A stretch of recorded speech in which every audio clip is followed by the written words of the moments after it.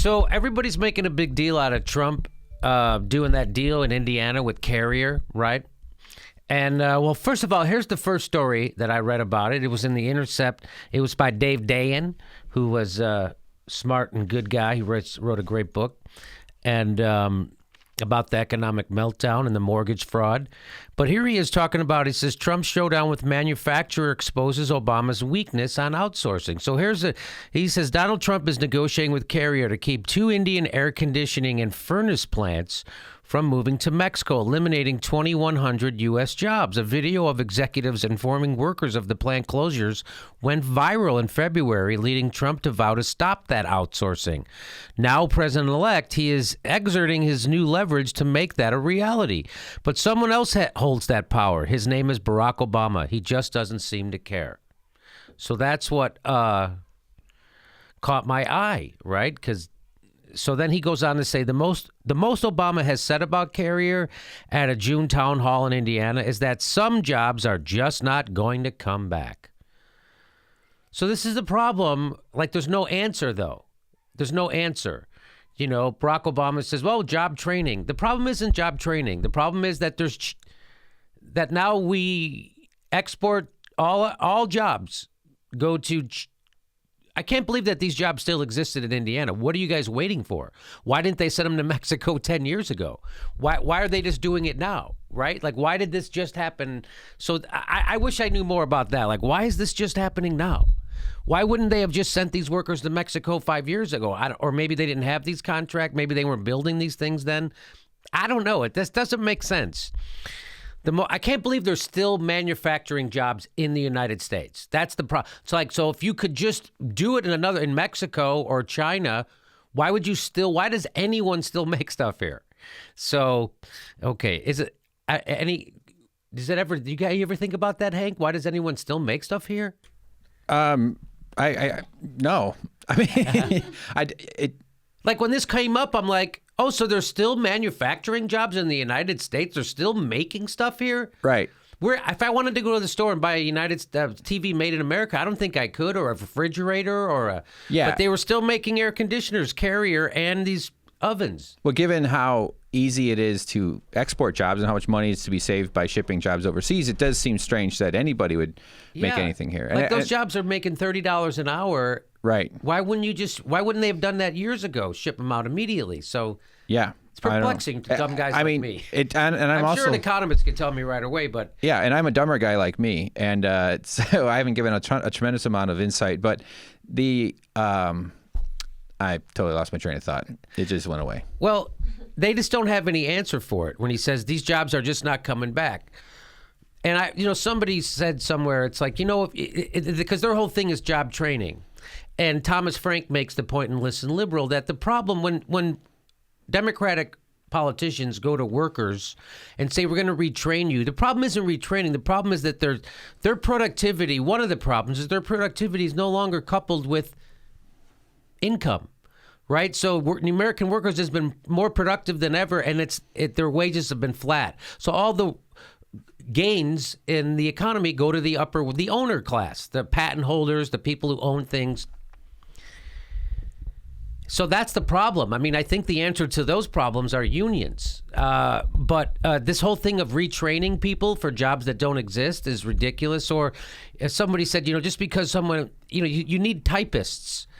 And if you retrain a typist, if she gets a master's in linguistics, that still doesn't make her a faster typist, which I thought was a good point. Anyway, he cited automation in manufacturing, enabling many fewer workers to staff a production line than in previous decades, though that's a separate issue from Carrier's outsourcing. That was Barack Obama said. Barack Obama cited automation in manufacturing, enabling many fewer workers to staff a production line. But that's a separate issue from Carrier's outsourcing, according to this article by Dave Dayen.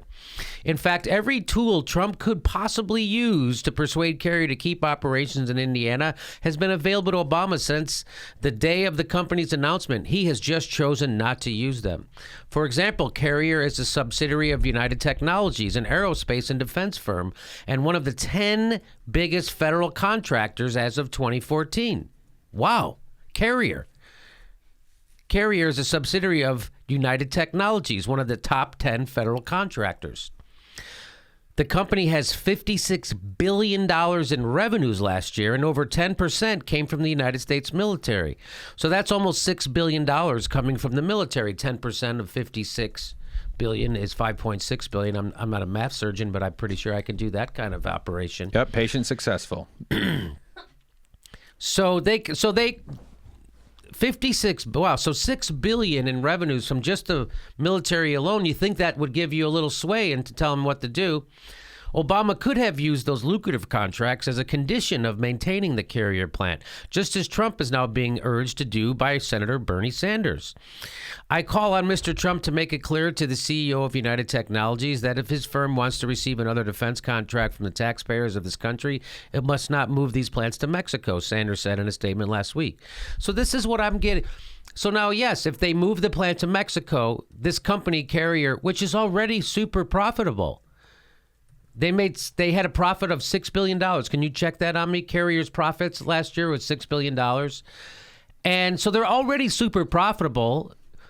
But the way business works, corporations are set up to maximize profits. It's not like maximize enough profits so that we could also take care of the environment and our workers in our community. No. Screw the environment, screw the community, screw the workers, screw everybody except profits. So that's the thing. It's like, so why can't the government just say, hey, I know you could make more money if you moved, but you won't get all this other money. So you actually could make more money if you stayed and you give everybody a good, decent wage. So this is what I've been saying about, markets are invented. Markets are set up. They don't grow freely in nature. Markets are invented by people who have stuff to sell because they don't want to be screwed over and they want to protect themselves. So markets are a bunch of rules by people with money to set up to protect themselves. And so why can't we? So what do you say? So why do you even have a state in the first place, right? The United States. Why do we have to ensure the safety and welfare of its citizens? And if it can't provide for its citizens, which it's not, half of our country is now considered poor or in poverty. What kind of a system is that? Takes the richest country in the world with all the resources and then renders half of its citizens poor. That's a flawed, broken system. So this system of how we're doing things, I don't understand how there's no end game to this. Every job can be sent somewhere. Every job except service industry jobs. So that's why I don't understand this. So labor unions have criticized Obama virtually his entire presidency for lax attention to outsourcing, citing actions he could have taken without congressional input.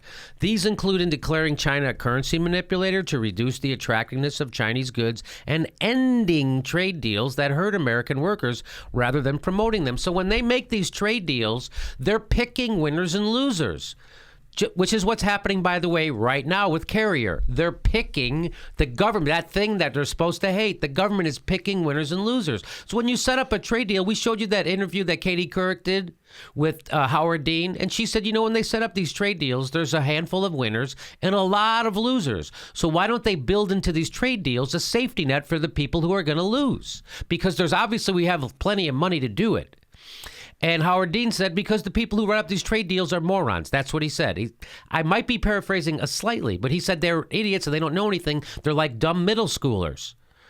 And then, of course, Katie Couric says, then why should we elect somebody who's one of those people? And because we have no choice. Remember that? That's what he said. We don't have a choice.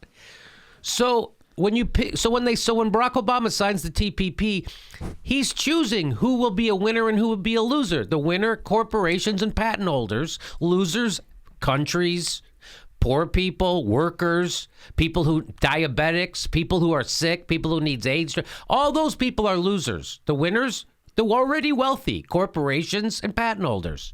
So here we keep going. Critics point out that the head of Obama's Jobs and Competitive Council was GE CEO Jeffrey Immelt, whose company has a legacy of outsourcing stretching back decades. Yes, we've talked about that. We talked about it on the Jimmy Dore radio/podcast show when it happened, when he appointed CEO Jeffrey Immelt. The guy's a freaking outsourcer. This is my jobs guy. So Sanders, who routinely criticizes the excess profits and corporate welfare earned by companies that ship jobs overseas, recently vowed to introduce the Outsourcing Prevention Act. So we're going to talk about that coming up. So he's talking about how to prevent this kind of stuff. But going further into the story, at that Indiana town hall, Obama did not show this kind of fight, the kind of fight that Bernie Sanders shows or that Trump is showing. You cannot look backwards, he said then, meaning Obama said. You cannot look backwards. And that doesn't make folks feel good sometimes, especially if it was a town that's relying on a couple of big manufacturers. But they're going to have to retrain for jobs of the future. You know, like Walmart jobs, those kind of jobs of the future?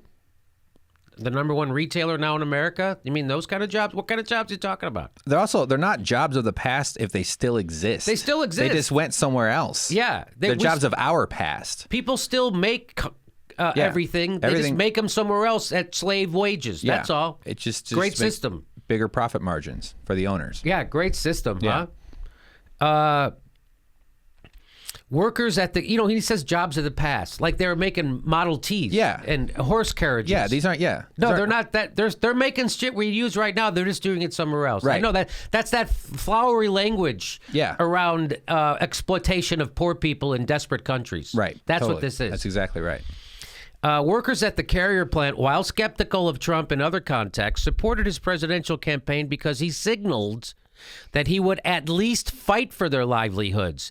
Even if they don't fully believe Trump can get it done, they at least found him willing to try. This goes back to Ronald Reagan versus Walter Mondale.